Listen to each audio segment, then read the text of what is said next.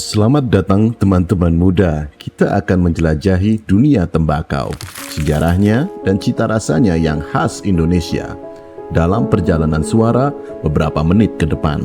Saya, Haidar Nasim, dan kita akan bersama-sama memahami betapa keajaiban dan berkahnya kekayaan alam Indonesia, terutama dalam pertanian. Suburan Indonesia, sebuah keajaiban dan berkahnya tersendiri.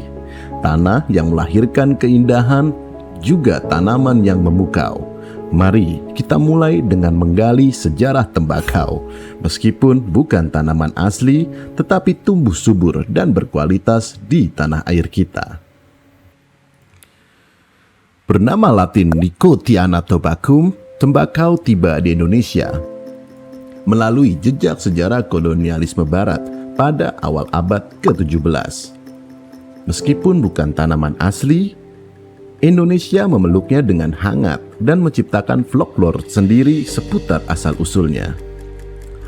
Dari lereng Sindoro, Sumbing Prau, hingga Madura, kita mendengar cerita-cerita menarik.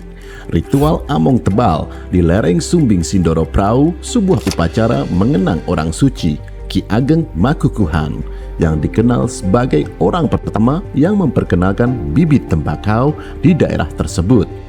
Dan di Madura, ada tokoh bernama Pangeran Katandur yang dianggap sebagai cikal bakal tembakau di pulau itu sejak abad ke-12.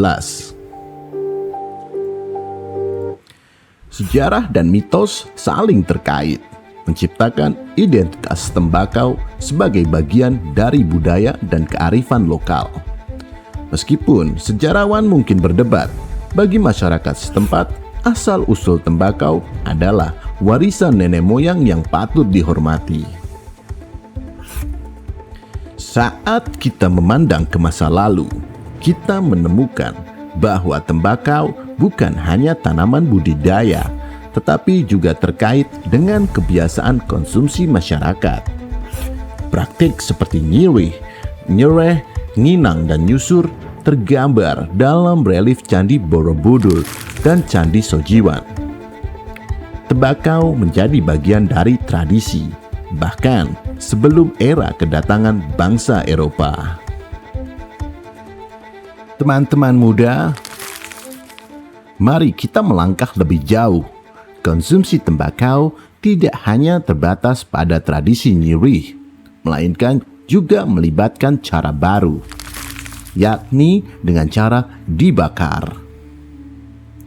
Sejarah mencatat bahwa merokok telah menjadi bagian dari kehidupan masyarakat Indonesia sejak lama. Babat Tanah Jawa mencatat bahwa merokok mulai populer di kalangan orang-orang Jawa saat Panembahan Senopati wafat.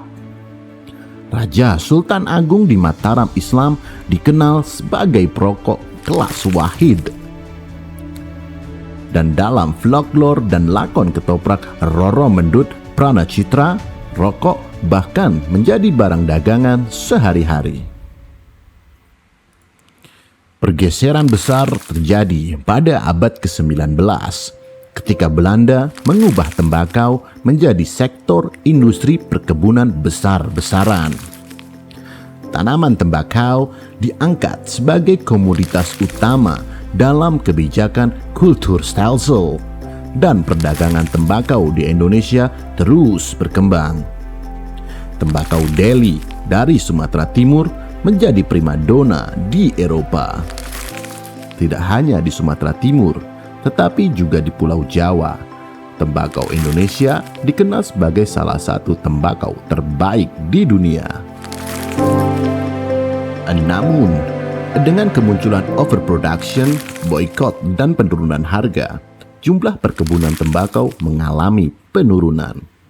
Meskipun demikian, kontribusi tembakau terus signifikan, khususnya melalui produk unik Indonesia.